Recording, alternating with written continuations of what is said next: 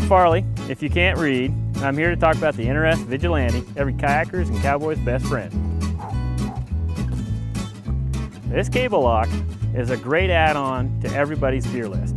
Not only is it small and compact, but it's a great way to keep your gear safe. The Vigilante comes with a steel housing, a 3-digit tumbler that's resettable, and an offset attachment point for additional strength in leveraged positions. The housing is a hardened steel that has a trigger release. So that way, when you unattach it from a boat or a bike or a supboard, this will not just pop out. You have to push the trigger down to release the lock all the way. It's a great safety feature. The casing is a hardened steel that will stand up to a lot of abuse, pressure, and beatings. It comes with an encapsulated steel cable and a small loop on the back end for an unbelievable number of locking scenarios.